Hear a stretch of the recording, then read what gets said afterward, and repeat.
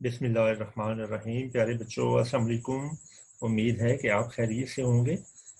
अपने आखिरी लेक्चर में हमने जो सबक पढ़ा था वो था मुलम्मा। सबक सारा ख़त्म हो गया था, इसकी मश्क आती है अब। देखिए आपके सामने स्लाइड है। पहले मैं यहाँ से आपके सामने सवालात सारे ना दोहरा देता हूँ कि कैसे हैं। इसके बाद मैं आपसे इनके जवाबात की जो स्लाइड्स हैं वो शेयर करूँगा। सबसे पहले देखिए, दर्ज झैल सवालात के मुख्तसर जवाब लिखिए। ये वाले सारे सवालात जो हैं इनकी जवाबात जो हैं स्लाइड पर मैं आपसे शेयर करूँगा। सवाल नंबर 2 जो है ये वाला, मतन की रोशनी में दुरुस्त जवाब पर टिक मार्क का निशान लगाएं। ये आपने खुद करना है सवाल, सबक दोबारा आपने पढ़ना है और यहाँ किताब पर, आप पर जो किताब है उस पर यहाँ जो दुरुस्त ऑप्शन है उस पर यहाँ टिक लगा देना है। ये ज़रूर किया करें, यही आपके जो है ना ऑब्जेक्टिव पेपर में सवाल इसी तरह आते हैं। अच्छा जी, इसके बाद अगला सवाल जो है वो है सवाल नंबर 3, लड़की पर अमीरजादे की असलियत कैसे वाज़ेह हुई? ये जवाब मैं आपसे शेयर करूँगा साइड में अभी। सवाल नंबर 4, सबक के मतन को मद्देनज़र रखकर दुरुस्त या गलत पर टिक मार्क का निशान लगाएं। ये भी बेटा आपने खुद करना है और इसी किताब पे ही करना है। ये पढ़ें, सबक में देखें कि ये इस तरह मौजूद है या नहीं। अगर इसी तरह है तो ये उसने गोया ठीक का है तो यहाँ दुरुस्त लिख दें, अगर गलत है तो यहाँ गलत लिख दें। अच्छा जी, इसके बाद सवाल है सवाल नंबर 5। ये मैं इधर से आपके लिए पढ़ देता हूँ, इसकी स्लाइड भी मैंने बनाई हुई है। उर्दू में इस्म की बेलिहाज़े जिन्स 2 किस्में हैं, मुज़क्कर और मुअन्नस। यानी हर इस्म चाहे वो जानदार हो या बेजान, मुज़क्कर होगा या मुअन्नस। यानी सिर्फ जानदारों की तज़कीर व तानीस नहीं है, बल्कि उर्दू में बेजान चीज़ों की भी तज़कीर व तानीस है। अगरचे माहिरीन कवायद ने तज़कीर व तानीस के कुछ उसूल बनाए हैं, लेकिन आम तौर पर तज़कीर व तानीस अहले ज़ुबान के बोल चाल ही के ताबे होते हैं और बेजान इसमों की तज़कीर व तानीस के सिलसिले में अहले ज़ुबान की गुफ्तगू ही सनद करार पाती है। यहाँ बेटा आपने ये बात याद रखनी है, जो बेजान चीज़ें हैं उनकी तज़कीर व तानीस जो है वो सिंगल ही होगी। यानी कोई इसमें या तो मुज़क्कर होगा या मुअन्नस होगा, उसका अपोजिट नहीं होगा। अगर वो मुज़क्कर है तो उसका उस लफ्ज़ का मुअन्नस कोई नहीं होगा। ये आपने याद रखना है, ठीक है। ये आगे अल्फाज आ रहे हैं, मैं आपको बताता हूँ कैसे। अब इन्होंने कहा है यहाँ कि मुदर्जा ज़ैल अल्फाज को अपने जुमलों में इस तरह इस्तेमाल कीजिए कि इनकी तज़कीर व तानीस वाज़ेह हो जाए। ये सारे इसम ही हैं, देखें बुरका नाम है ना इसमें। अब बुरका जो लफ्ज़ है ये मुज़क्कर है, ठीक है। मसलन लड़की का बुरका बड़ा अच्छा था। अब ये लफ्ज़ मुज़क्कर है तो ये इसका मतलब नहीं है कि इसकी इस लफ्ज़ की का कोई मुअन्नस भी होगा, यानी बुरकी कोई लफ्ज़ नहीं होगा, ठीक है ना। ये बात आपने यहाँ याद रखनी है कि जो जानदार होते हैं वो हमेशा जोड़ों में होते हैं, यानी मुज़क्कर है तो मुअन्नस भी होगा। मसलन अगर हम कहते हैं बकरा तो बकरी भी लाजमन होगा, क्योंकि ये जोड़े की शक्ल में है, ठीक है। लेकिन जो बेजान चीज़ें हैं उनके जो नाम हैं वो हमेशा एक ही कैटेगरी में आते हैं, या तो मुज़क्कर होंगे या मुअन्नस होंगे, उनका अपोजिट नहीं होगा, ठीक है। यानी ये सिंगल जेंडर में आएंगे। जैसे जानदारों के जेंडर मुअन्नस और मुज़क्कर है उस तरह नहीं आएंगे। ये बात आपने हमेशा याद रखनी है। अच्छा जी, इसके अगला सवाल है 6। इस सबक का खुलासा अपने अल्फाज में तहरीर कीजिए। खुलासा बेटा आपने कभी भी याद नहीं करना, ये आउट ऑफ पैटर्न हो गया सवाल। अब हमारा जो पेपर आपका होता है उसमें ये सवाल नहीं आता। सवाल नंबर 7 है, सबक मुलम्मा का सियाको सबाक जहन में रखकर दर्ज झैल नसर पारों की तशरीह कीजिए। ये सियाको सबाक के हवाले से तशरीह है, ये मैं इंशाल्लाह ये जब ख़त्म हो जाएगा ना हमारे इसबाक, तो ये फिर मैं आपको समझा दूंगा एक ही दफ़ा, ये अलग अलग हम नहीं कर दूँ। आखिरी इस मश्क का सवाल सवाल नंबर 8 है, वो ये है, उर्दू में दूसरी ज़बानों के अल्फाज जज़्ब करने की बेपनाह सलाहियत मौजूद है। यही वजह है कि ये ज़ुबान दसियों ज़बानों के अल्फाज अपने अंदर समाई हुई है। दसियों का लफ्ज़ी मतलब तो यह है कि 10 से ज़्यादा, असल मतलब है बहुत सी ज़ुबानों के। जैसे कि अंग्रेज़ी के अल्फाज इसमें मौजूद हैं, हिंदी के हैं, पंजाबी के हैं, सराइकी के हैं, पश्तो के हैं, फ़ारसी, अरबी, पुर्तगाली, बहुत सी ज़ुबानों के अल्फाज में उर्दू का हिस्सा बने हैं। भला कैसे? जो लोग यहाँ रहे हैं किसी भी ज़माने में बरसगीर में, तो उनसे वो लफ्ज़ यहाँ के उर्दू बोलने वालों ने सुने तो वो लफ्ज़ उर्दू में शामिल हो गए। اب ہمیں معلوم بھی نہیں ہے بعض لفظوں کے بارے میں کہ یہ کس زبان کا لفظ ہے. مثلا کمرہ جماعت میں جو لفظ کمرہ ہے یہ آپ کو معلوم ہے کہ یہ اردو کا نہیں ہے, یہ نہ فارسی کا ہے نہ عربی کا ہے, ٹھیک ہے, یہ پرتگالی زبان کا لفظ ہے. اسی لیے کمرہ جماعت کی جو ترکیب ہے نا, کیاف میم رے اور گول ہے, اور اس کے اوپر حمزہ آپ ڈالتے ہیں پھر جماعت لکھتے ہیں, یہ غلط ترکیب ہے. ٹھیک ہے, میں جب کلاس میں آپ کو نا بتایا کرتا ہوں کہ خط لکھنے کا کیا طریقہ ہے, خط لکھنے کا جو طریقہ سب سے پہلے آپ یہی لکھتے ہیں نا کمرہ جماعت, تو میں کہتا رہتا ہوں کہ یہ غلط ترکیب ہے.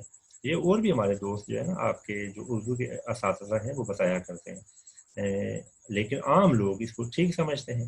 لفظ کمرہ ویسے لکھنے ٹھیک ہے, کاف میم رے ہے لکھیں یا کاف میم رے لکھیں, دونوں طرح سے بات ٹھیک تو اصل میں ہے ہی صحیح ہے چونکہ اسی طرح رائج ہو گیا, لیکن نا کمرہ جماعت کی جو ترکیب ہے نا یہ غلط ہے.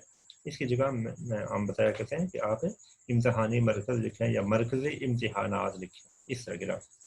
تو یہ جو انہوں نے لکھا ہے نا, یہ آپ میں سے اکثر بچوں کے ذہن میں یہ بات بالکل نہیں ہوگی شاید کہ اردو میں کن کن زبانوں کے الفاظ موجود ہیں.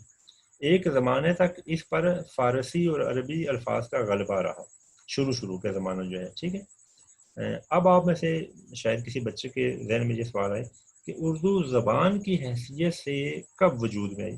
بیٹا یہ یاد رکھیں جو نظریات ہیں نا زبان کے بارے میں, اگرچہ وہ موجود ہیں, اردو کی ہسٹری جو ہے تاریخ موجود ہے کہ اردو فلاں زمانے میں بولی گئی, اس کا نام فلاں زمانے میں اردو رکھا گیا, پہلے یہ تھا وہ تھا, لیکن اس میں ایکوریسی ہونا ضروری نہیں ہے. یعنی یہ کوئی بھی بندہ نہیں بتا سکتا کہ کون سی زبان کب سے وجود میں آئی ہے. ہاں یہ بتایا جاتا ہے کہ یہ مشہور کب سے ہوئی ہے. تو اردو کی جو شہرت ہے یہ مغلوں کا جو آخری زمانہ ہے نا, اورنگزیب عالمگیر کو خاص طور پر کہا جائے. 1707 میں اورنگزیب عالمگیر جو ہیں یہ فوت ہو گئے, یہ آپ نے یاد رکھنا ہے. تو کہتے ہیں کہ ان کے زمانے سے نا اس کا ایک محلہ انہوں نے آباد کیا تھا جس کا نام اردو تھا, دہلی کے پاس. ان کی فوج کا جو حصہ وہاں رہتا تھا وہ آپس میں جو زبان بولتے تھے اس کو زبان اردو معلیٰ کہتے تھے. ٹھیک ہے, اردو زبان کے جو پرانے نام ہیں اردو معلیٰ, میم عین لام چھوٹی جے اور لام پر کھڑی زبر ہے معلیٰ. تو آہستہ آہستہ یہی لفظ اردو رہ گیا, معلیٰ ختم ہو گیا. تو یہ تو لکھا جاتا ہے, لیکن ہم بالکل نہ ایکوریسی سے نہیں کہہ سکتے یہ کب سے شروع ہوئی تھی, پہلا بندہ کون تھا, کیسے وجود میں آئی. یہاں بہت سے لوگ غیر صدیوں سے رہ رہے ہیں, تو آپس میں میل جول سے جو زبانیں وجود میں آئی ہیں اس میں اردو بھی شامل ہے. یہ بات البتہ طے شدہ ہے, یعنی سارے لوگ اس کو مانتے ہیں کہ اردو جو ہے برصغیر کے لوگوں ہی کے اندر سے اس نے جنم لیا. ٹھیک ہے, اس کا وطن جو ہے برصغیر ہے, یعنی کئی سو سال پہلے. اچھا اب دیکھیں, حضرت امیر خسرو جو ہیں وہ 14ویں صدی میں یعنی 1300 کچھ میں نا وہ پیدا ہوئے, ان کا سن وفات بھی یہی ہے 14ویں صدی.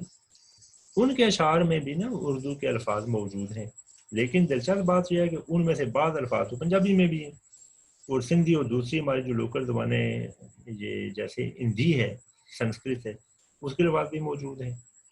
تو بہرحال یہ سارے جو الفاظ ہیں یہ اردو میں اس طرح شامل ہو جائیں گے.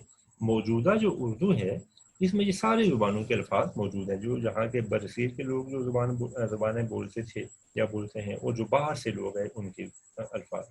عربی اور فارسی جو ہے شروع میں فارسی مغلوں کی سرکاری زبان رہی ہے, عربی جو ہے مسلمانوں کی مذہبی زبان ہے. دیکھیں قرآن مجید ہم پڑھتے ہیں عربی میں ہے, حدیثیں جو ہیں اصل میں جو متن ہے نا حدیث کا وہ سارا عربی ہے, نماز ہم عربی میں پڑھتے ہیں. اس سے عربی کے الفاظ میں جیسے ہم کہتے ہیں نا الحمدللہ, اب یہ اردو میں لفظ ہم اس کو کرتے ہیں دیکھیں الحمدللہ, تو آپ عربی میں پڑھیں گے تو کہیں گے الحمدللہ, جو ہے نا اس کو ہا پڑھتے ہیں, تو ہا کو حلق سے ادا کرتے ہیں. اردو میں ضروری نہیں ہے ایسا کرنا. ٹھیک ہے, اہل زبان بھی جو ہے نا وہ شین قاف کا خیال رکھتے ہیں, یعنی جو قاف ہے نقطوں اس کو قاف کہتے ہیں, لیکن یہ نہیں ہے کہ ہے کو ہا کہیں اور حلق کہیں جیسے عربی میں کہتے ہیں. اب عربی میں دیکھیں آئین کہتے ہیں عربی, ٹھیک ہے, را کو نا وہ بھاری کر دیں عربی, را کہیں, ہم رے کہتے ہیں. اس طرح جب اردو میں الفاظ ہم نے اپنائے ہیں مختلف زبانوں کے, ان کے تلفظ میں نا فرق بھی آیا ہے, یہ بھی آپ نے یاد رکھنا ہے. اب کچھ عرصے سے انگریزی الفاظ بھی تیزی سے اس کا حصہ بنتے جا رہے ہیں. اس کی کیا وجہ ہے؟ انگریزوں نے 1857 میں جب یہاں قبضہ کیا تو ظاہر آفیشیل جو زبان تھی نا حکومت کی, گورنمنٹ کی, وہ انگریزی ہوگی. اچھا اب اس کے بعد جو مسئلہ ہے اس وقت پوری دنیا میں, اب تو ہم الحمدللہ آزاد ہیں, پوری دنیا میں جو اس وقت ہے نا سائنس اور ٹیکنالوجی کی زبان جو ہے وہ اب دیکھیں اس میں نا سر فہرست ہے انگریزی، ٹھیک ہے. اور ساری دنیا میں یہ کمیونیکیشن کی زبان ہے نا، یعنی رابطے کی زبان میں دیکھیں نا، ای میل کرتے ہیں، نیٹ کی جو سرفنگ کرتے ہیں لوگ، دوسری زبانیں بھی ہیں، یہ نہیں ہے کہ آپ دیکھیں اردو بھی تو موجود ہے، ہم اردو میں بھی سرفنگ کر سکتے ہیں لیکن یہ زیادہ استعمال ہوتی ہے.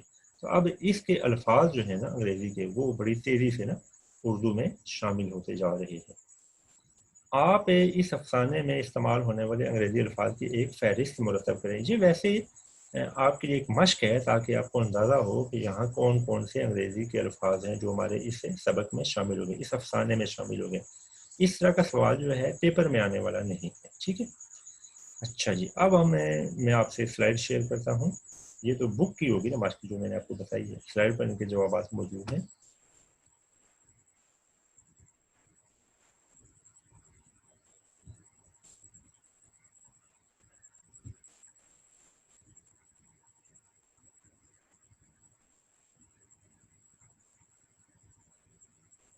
جی بیٹا، یہ مشقی سوالات ہیں، میں اس کو زوم بھی کر دیتا ہوں، ویسے تو یہ واضح رہتا ہے اسی طرح لیکن پھر چلیے.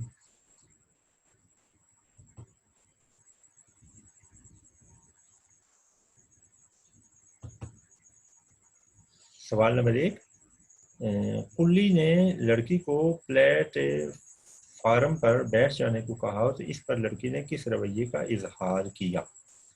جواب ہے یہ اگلی پر سکرول کر کے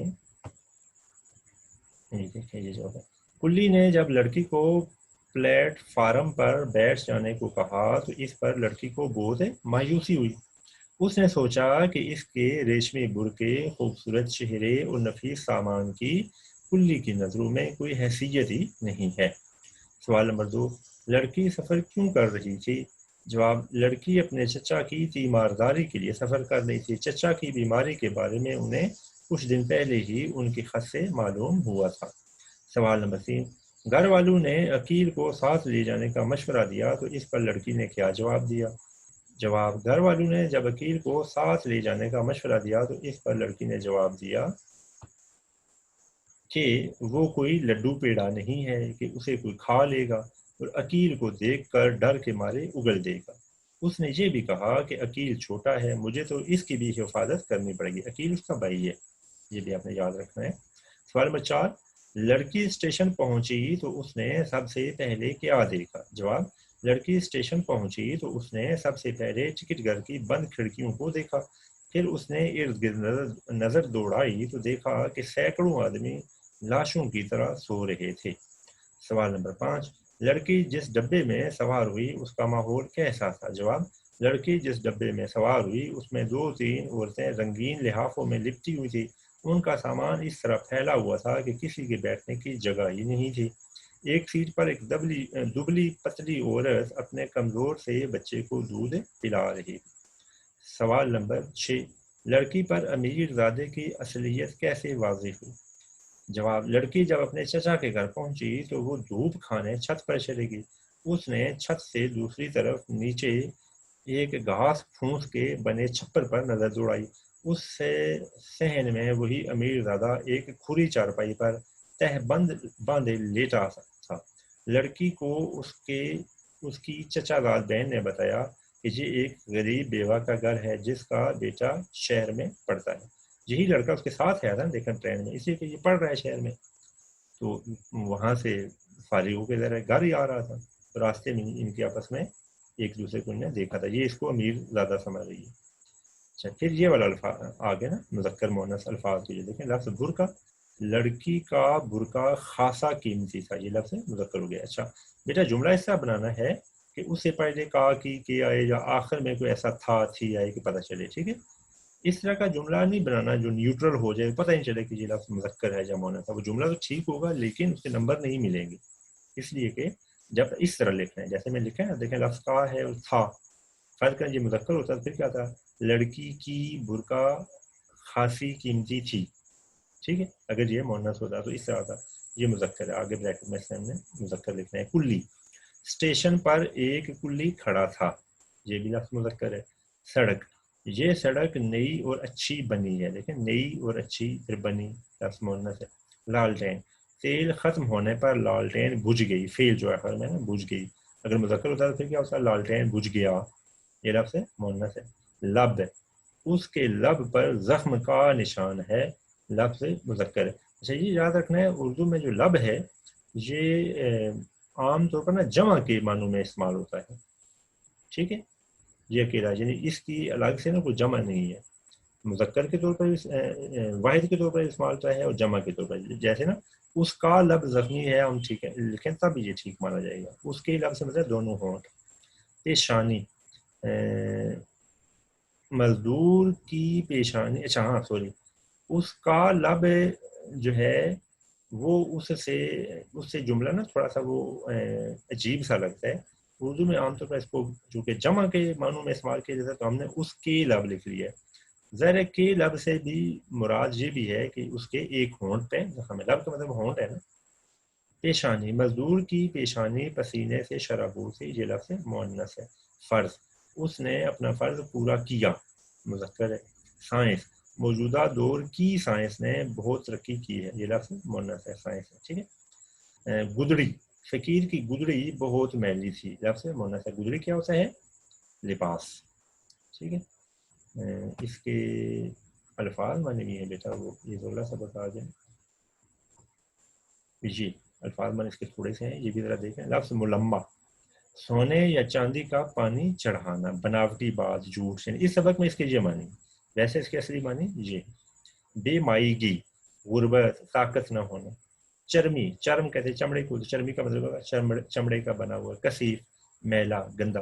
کل بلا رہا تھا، بے چینی سے پہلو بدلنا۔ ہول ڈال، بستر بند جو کہ سفر میں استعمال کرتے ہیں۔ پوکھر، تالاب، جوہڑ۔ ازمہلال، سستی، کمزوری۔ شرابور ہونا، بھیگ جانا، گیلا ہونا۔ برما رہا تھا، زخمی کر رہا تھا۔ قہر آلودہ، غصے والا۔ تو یہ بیٹا یہ ہو گیا، یہ سبق اتنا ہی ہے۔ اب میں اس کی سلائڈ آگے سکرول کر دیتا ہوں چونکہ ہم نے نیا سبق شروع کرنا ہے۔ پہلے ہم سبق پڑھیں گے تو پھر ہم الفاظ معنی اس چیز پر آئیں گے۔ تو اب جو نیا سبق ہے، یہ جو سلائڈ آپ کے سامنے ہے، یہ آپ نے دیکھ لیا، چغل خور، یہ ہمارا نیا سبق ہے۔ یہ ایک لوک داستان ہے، ٹھیک ہے، اور اس کے لکھنے والے ہیں شفیع عقیل۔ آج ہم نے یہ سبق شروع کرنا ہے۔ پہلے تعارف پڑھتے ہیں شفیع عقیل صاحب کا۔ 1930 میں پیدا ہوئے تھے، 2013 میں وفات ہے۔ شفیع عقیل لاہور کے قریب واقع ایک گاؤں چھینا میں پیدا ہوئے۔ وہ ایک معروف صحافی، ادیب اور شاعر تھے۔ ناسازگار حالات کی وجہ سے اعلیٰ تعلیم حاصل نہ کر سکے۔ ملازمت کے ساتھ ادیب فاضل اور منشی فاضل کے امتحان پاس کیے۔ 20 سال کی عمر میں لاہور سے کراچی چلے گئے اور مجید لاہوری کے رسالے نمک دان سے وابستہ رہے۔ بعد ازاں اخبار جہاں اور روزنامہ جنگ سے منسلک ہو گئے۔ یہ اپنی وفات تک میں پھر اسی روزنامہ جنگ میں کالم بھی لکھتے تھے، میں نے ان کے کالم میں بڑے شوق سے پڑھا کرتا تھا، بڑا اچھا لکھتے تھے جی۔ ان کا اسلوب سادہ اور سلیس ہے۔ ان کے تراجم ایسے ہیں کہ ان پر تب آزاد ہونے کا گمان ہوتا ہے۔ تب آزاد کا مطلب ہے تخلیق، جو خود لکھے گئے ہوں۔ تراجم ذرا ٹرانسلیشن ہے نا، کسی دوسری کو دیکھ کے کیا جاتا ہے۔ ان کا زیادہ تر کام لوک داستانوں پر مشتمل ہے۔ انہوں نے لوک کہانیوں کے تراجم بھی کیے۔ مختلف لوک داستانوں کو اردو میں منتقل کر کے انہوں نے ایک بڑی ثقافتی اور علمی و ادبی خدمت انجام دی ہے۔ ان کی تصانیف و تالیفات میں پنجاب کی لوک داستانیں، یہ نیشنل بک فاؤنڈیشن نے یہ کتاب شائع کی، ٹھیک ہے، یہ بہت پرانی، کوئی 1975 میں چھپی تھی۔ اب نہ نیشنل بک فاؤنڈیشن نے شاید یہ دوبارہ شائع کی ہو، میرے پاس تھی، ایک دوست تھے انہوں نے لیے تو واپس ہی نہیں کی، بڑے مزے کی ہے۔ پھر ہے پنجابی لوک داستانیں، یہ بھی نیشنل بک فاؤنڈیشن نے شائع کی ہے، یہ موجود ہے۔ چینی لوک کہانیاں، جاپانی لوک کہانیاں، ایرانی لوک کہانیاں، یہ ایرانی لوک کہانیاں میرے پاس ہے، یہ بھی نیشنل بک فاؤنڈیشن نے شائع کی ہے، یہ مل جاتی ہے۔ پیرس پھر پیرس ہے، یہ ان کا سفر نامہ ہے۔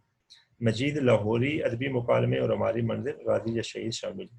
ان کی ایک تصنیف پنجاب رنگ پر انہیں رائٹرز گلڈ کی طرف سے انعام بھی ملا۔ آپ کراچی میں مقیم اور بطور صحافی روزنامہ جنگ سے وابستہ تھے۔ اچھا جی، اب سب آ جاتا ہے چغل خور۔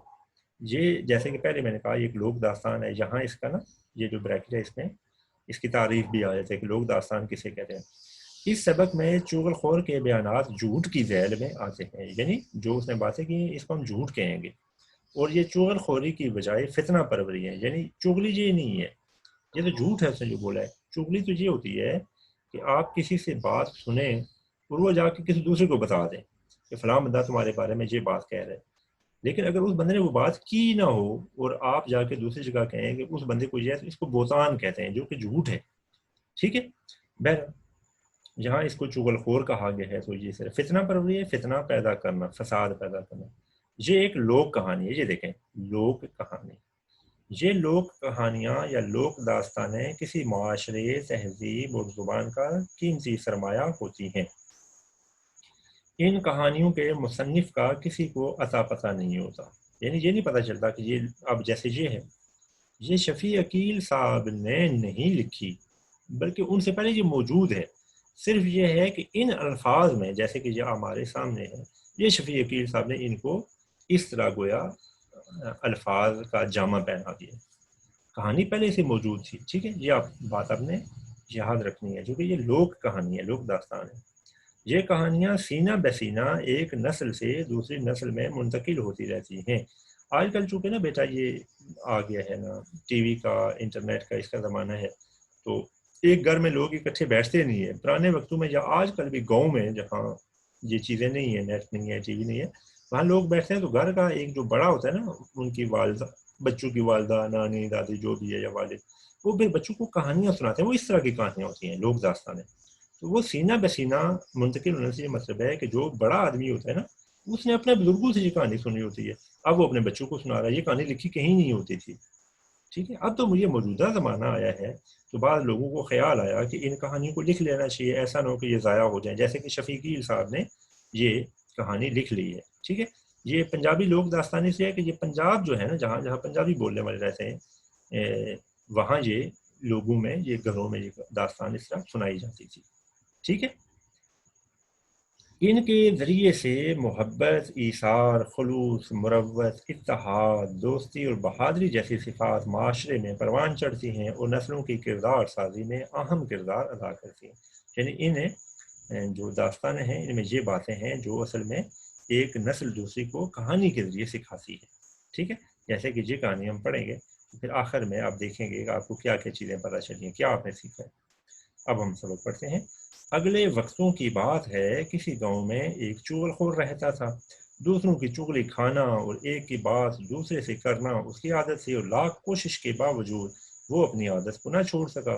اس نے بارہا اس بات کا ارادہ کیا کہ اب کسی کی چغلی نہیں کھائے گا، ایک کی بات دوسرے سے نہیں کہے گا۔ یہ اس کی ہے چغلی کی تعریف، ٹھیک ہے، ایک کی بات دوسرے سے کرنا، بارہا کئی دفعہ، لیکن ہر بار وہ اپنے اس ارادے میں ناکام ہو جاتا۔ دراصل وہ اپنی عادت سے مجبور تھا، اور اسی عادت کی وجہ سے اسے اپنی ملازمت سے بھی ہاتھ دھونا پڑے تھے۔ ملازمت سے ہاتھ دھونا پڑے، ملازمت سے نکال دیا گیا، ٹھیک ہے، اس لیے کہ اپنا جو اس کا مالک تھا اس کی چوریاں کھاتا تھا، دوسروں کو جا کے بتاتا تھا کہ میرے مالک نے جی کہا ہے، تو مالک نے کہا کہ چلو بھائی تم آپ اپنے گھر چلے جاؤ، میں تمہیں ملازم رکھنے کو تیار نہیں ہوں، میری باتیں جا کے دوسروں کو بتاتے ہو۔ چنانچہ وہ بیکار تھا، اس نے دوسری ملازمت کی بہتیری کوشش کی۔ بہتیری کا معنی ہوتا ہے کافی، بہت سے بہتیری ہے، مگر وہ اس میں کامیاب نہ ہو سکا۔ کچھ دن تک تو اپنی جمع پونجی پر گزر بسر کرتا رہا۔ جمع پونجی جو آدمی نے بچت کی ہو، پیسے جو بچا کے رکھے ہوں، لیکن جب تھوڑا تھوڑا کر کے اس کا سارا سرمایہ ختم ہو گیا تو بہت پریشان ہوا۔ اس نے نوکری اور مزدوری کے لیے سر توڑ کوشش شروع کر دی کہ کہیں فاقوں کی نوبت نہ آ جائے۔ نوبت کے لفظی معنی ہوتے ہیں باری، ٹرن، یعنی ایسا نہ ہو کہ جی میرے پیسے ختم ہو جائیں اور مجھے بھوکا ہی رہنا پڑ جائے۔ مختلف لوگوں سے کہا، در در کی خاک چھانی، ایک ایک کے پاس گیا، مگر مصیبت یہ تھی کہ چغل خور ہونے کی وجہ سے اسے کوئی بھی اپنے پاس ملازم رکھنے کو تیار نہ ہوتا تھا۔ گاؤں کے تمام لوگ اس سے اچھی طرح واقف تھے اور اس کی چغلی کھانے کی عادت کے بارے میں جانتے تھے، اس لیے اسے کوئی بھی منہ نہ لگاتا تھا۔ منہ نہ لگاتا تھا یعنی اس کو ملازم رکھنے پر تیار نہ تھا۔ آخر جب وہ مسلسل ناکامیوں سے تنگ آ گیا اور نوبت واقعی فاقوں تک آ پہنچی، تو اس نے دل میں سوچا اس گاؤں کو چھوڑ دینا چاہیے اور کہیں اور چل کر قسمت آزمائی کرنی چاہیے، یعنی اس گاؤں سے میں کسی اور گاؤں میں جاتا ہوں، وہاں جا کر اپنا نصیب مقدر آزماتا ہوں، شاید وہاں مجھے نوکری مل جائے۔ اگلا صفحہ بیٹا۔ चुनाचे उसने थोड़ा बहुत ज़रूरी सामान लिया और गांव छोड़कर सफ़र पर रवाना हो गया ताकि किसी दूसरे गांव या शहर में जाकर मेहनत मजदूरी करे। चलते चलाते वो एक और गांव में जा पहुंचा। ये गांव उसके लिए नया था और उसे वहां कोई नहीं जानता था, इसलिए उसे उम्मीद थी कि यहाँ नौकरी मिल जाएगी। लिहाजा वो एक किसान के पास गया और उससे कहा, मुझे आप अपनी मुलाजमत में रख लें। किसान ने उसे दरियाफ्त किया, तुम क्या काम कर सकते हो? चुगलखोर ने जवाब दिया, मुझे खेती बाड़ी का सारा काम आता है, ये काम मैं अच्छी तरह कर सकता हूँ। इत्तेफाक की बात ये कि वो किसान अकेला था और खेतों के काम काज में उसका हाथ बटाने वाला कोई ना था। उसे एक मुलाजिम की ज़रूरत भी थी, इसलिए उसने सोचा, चलो इसे ही मुलाजिम रख लेता हूँ, ये भी ज़रूरतमंद है और मेरा भी काम हल्का हो जाएगा।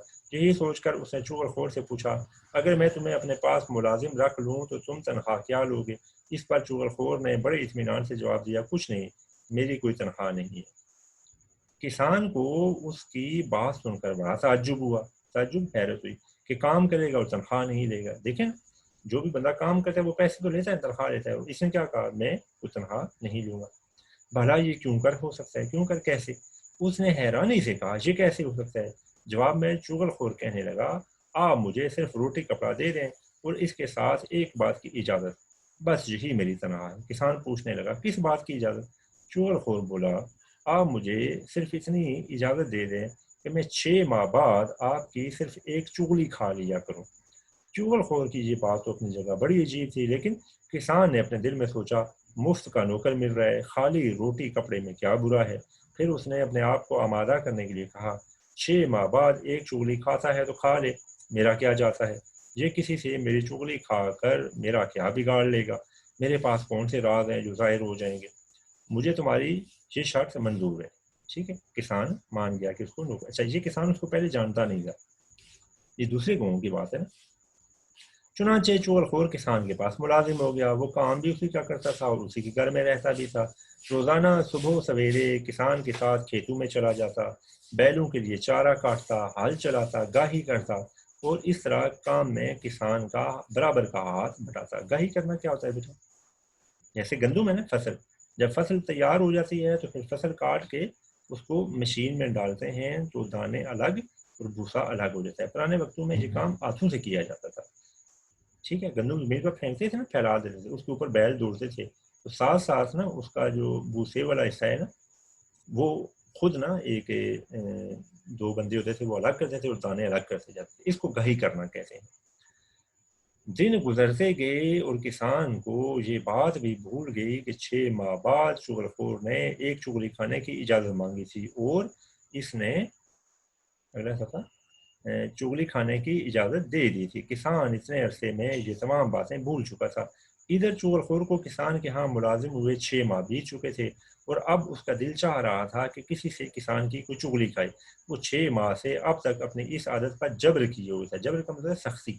मगर अब मुआहदे की मुद्दत खत्म होने पर अपने आप पर काबू पाना उसके बस में ना था। चुनाचे जब वो अपनी आदत से बिल्कुल मजबूर हो गया, उसने सोचा, अब चाहे कुछ हो मैं किसान की चुगली जरूर खाऊंगा और अब तो माहदे के मुताबिक मेरा हक भी है। एक रोज किसान हस्बे मामूल अपने खेतों में गया हुआ था और घर में उसकी बीवी अकेली थी। ये देखकर चुगलखोर किसान की बीवी के पास गया और बड़ा हमदर्द बनते हुए कहने लगा, अगर तुम बुरा ना मानो तो मैं तुमसे एक बात कहूँ। किसान की बीवी बोली, जरूर कहो, इसमें बुरा मानने की क्या बात है? चुगलखोर और भी ज्यादा हमदर्दी जताते हुए बोला, इसमें तुम्हारा ही भला है। ये सुनकर किसान की बीवी को कुछ शक सा हो गया। उसने दिल में सोचा, हो ना हो कुछ खास बात जरूर है। यही ख्याल करके वो कहने लगी, फिर तो जरूर कहो, वो क्या बात है? जवाब में चुगलखोर बड़े राजदाराना अंदाज में बोला, दरअसल किसान कोढ़ी हो गया है। उसने अपनी ये बीमारी अब तक तुमसे छुपाई हुई है। कोढ़ी हो गया है? किसान की बीवी ने चौंक कर पूछा। उसे बड़ा ताज्जुब हुआ। ये बात उसके लिए जिस कदर नई थी, इससे कहीं ज्यादा हैरान कुन भी थी। चुगलखोर ने अपना तीर निशाने पर बैठता देखा तो बोला, अगर तुम्हें यकीन ना आए तो आजमा के देख लो। अब तो किसान की बीवी भी सोच में पड़ गई। उसने दिल में सोचा, हो सकता है मुलाजिम ठीक ही कह रहा हो, भला उसको मुझसे ऐसा झूठ बोलने की क्या जरूरत है। लिहाजा उसने जल्दी से पूछा, मगर मैं कैसे आजमाऊं? चुगलखोर झट से कहने लगा, इसमें क्या मुश्किल है? फिर उसने उसे समझाते हुए कहा, جو آدمی کوڑی ہو جائے اس کا جسم نمکین ہو جاتا ہے۔ اگر تم یہ جاننا چاہتی ہو کہ کسان کوڑی ہو گیا ہے یا نہیں تو کسان کے جسم کو زبان سے چاٹ کر دیکھ سکتی ہو۔ اچھا، کوڑ جو ہے نا بیٹا، یہ ایک مرض ہوتا ہے، اس کو انگلش میں لیپروسی کہتے ہیں۔ جسم پر ایسے تھوڑا سا بنتا ہے، مثلا ہاتھ ہے، ہاتھ پر ایک تھوڑا سا بنے گا، اس میں پیپ پڑ جاتی ہے، پس پڑ جاتی ہے، تو اس کا کوئی علاج نہیں ہوتا تھا پرانے وقتوں میں۔ تو آہستہ آہستہ جو پس ہے، پیپ ہے، وہ سارا ہاتھ نا اس طرح کھا جاتے تھے کہ ہاتھ آخر کار کاٹنا پڑتا تھا۔ ٹھیک ہے، پاکستان میں بھی یہ مرض بہت زیادہ تھا۔ ایک جرمن خاتون ہے، انہوں نے 1952 میں نا وہ پاکستان نہیں اور یہاں باقاعدہ ہاسپٹل قائم کیے، اور اب پاکستان دنیا کے ان ملکوں میں شامل ہے کہ جہاں کوڑ کا مرض ہے ہی نہیں۔ یہ اس خاتون کی وجہ سے۔ ٹھیک ہے، اس کو حکومت پاکستان کی طرف سے نا سب سے بڑا ہمارا جو سول ایوارڈ ہے نا وہ بھی ملا ہوا ہے۔ کچھ عرصہ تو پہلے زندہ ہی تھی، پتہ نہیں اب زندہ ہے یا نہیں۔ یہاں پاکستان کے مختلف شہروں میں، یہاں راولپنڈی میں بھی ہے لیپراسی ہاسپٹل، عام لوگ اسے کہتے ہیں کوڑوں کا احاطہ۔ راولپنڈی میں جو مری روڈ پر ہے نا بے نظیر ہاسپٹل، جسے سینٹرل ہاسپٹل کہتے ہیں، اس کے ساتھ سے جو سڑک سلطان کے خوہ کو جاتی ہے اس طرف جائیں نا تو یہ لیپراسی ہاسپٹل آگے آتا ہے، اس میں ان مریضوں کا علاج کیا جاتا ہے۔ اب تو ظاہر یہ مرض ہے ہی نہیں۔ اچھا، اب اس میں یہ ایک تو یہ آپ دیکھیں، کسان کو یہ مرض نہیں تھا، یہ بات آپ نے یاد رکھنی ہے۔ ٹھیک ہے، یہ اس نے خود ہی جھوٹ بولا ہے۔ دوسرا، جو یہ کہہ رہے ہیں نا کہ کوڑی کا جسم نمکین ہو جاتا ہے، یہ بھی اس نے اپنے پاس سے جھوٹ ہی بولا ہے۔ کوڑی کا جو علامت ہے کوڑ کی، وہ کیا ہے؟ پیپ بینا، یعنی تھوڑا سا بنے گا اور پیپ بینا۔ اب پیپ کو چاٹ تو نہیں سکتے ہم، یہ کتنی بری بات ہے، گندی بات ہے نا۔ انسان تو نہیں چاٹے گا نا، جانور چلیں وہ اس طرح چاٹتے ہیں تو اور بات ہے، لیکن اس نے جو بات کی یہ بالکل 100% جھوٹ تھی۔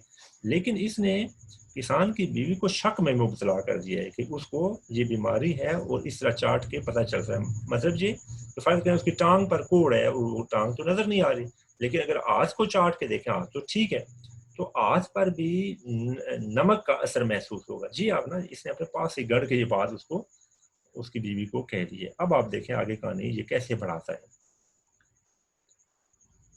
چغل خور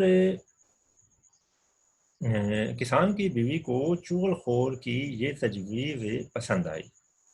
اس نے سوچا اس سے نوکر کے جھوٹ سچ کا پتہ چل جائے گا۔ اس نے کہا، اچھا، کل جب میں کسان کا کھانا لے کر کھیتوں میں جاؤں گی تو کسان کے جسم کو چاٹ کر ضرور دیکھوں گی۔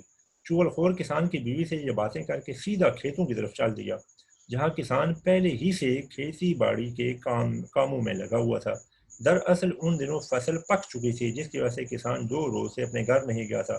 اسے رات کو بھی، اگلا صفحہ 73، کھیتوں ہی میں رہنا پڑتا تھا۔ چغل خور کسان کے پاس پہنچا اور اس سے بڑی رازداری سے کہنے لگا، تم ادھر کھیتوں میں کام کرتے پھر رہے ہو اور ادھر تمہاری بیوی پاگل ہو گئی ہے۔ کسان بڑا حیران ہوا، اس نے تعجب سے پوچھا، یہ تم کیا کہہ رہے ہو؟ چغل خور نے اسے یقین دلاتے ہوئے کہا، میں سچ کہہ رہا ہوں، وہ تو پاگل پن میں آدمیوں کو کاٹنے دوڑتی ہے۔ کسان سارا کام کاج چھوڑ کر سوچ میں پڑ گیا۔ اس نے اپنے دل میں سوچا، نوکر ٹھیک ہی کہہ رہا ہوگا، بھلا اسے کسی قسم کا جھوٹ بولنے کی کیا پڑی ہے؟ ہو سکتا ہے میری بیوی واقعہ ہی پاگل ہو گئی ہو۔ چغل خور نے جب کسان کو اس طرح شش و پنج میں مبتلا دیکھا تو بولا، اگر تمہیں میری بات پر یقین نہیں تو کل جب وہ کھانا لے کر آئے اس وقت دیکھ لینا۔ اچھا، اب دیکھیں اس کے ذہن میں کیسا فطور ہے، فتنہ۔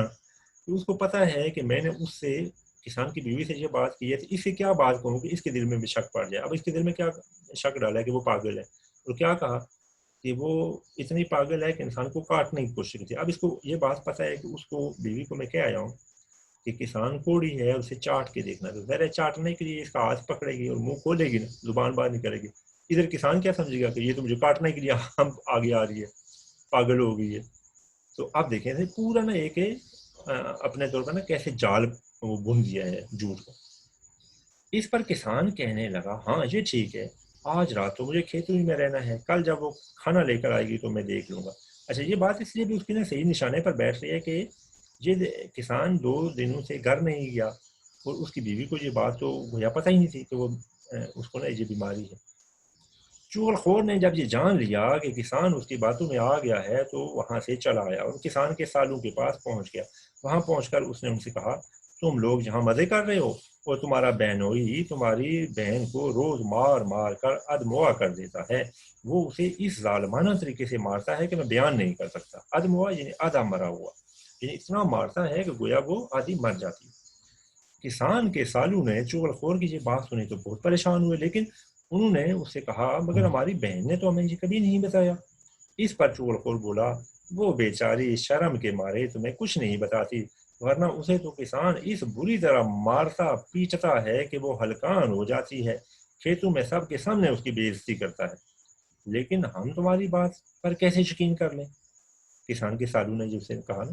اس پر چغل خور جھٹ سے بول پڑا اگر تم لوگ یہ سمجھ رہے ہو کہ میں جھوٹ کہہ رہا ہوں تو کل دوپہر کو جب تمہاری بہن کھانا لے کر کھیتوں میں جائے گی اس وقت تم خود اپنی آنکھوں سے دیکھنا کسان اسے کس طرح مارتا ہے۔ کسان کے سالے یہ بات سن کر غصے میں تل ملانے لگے، بھلا وہ اپنی بہن کی بے عزتی کیسے برداشت کر سکتے تھے۔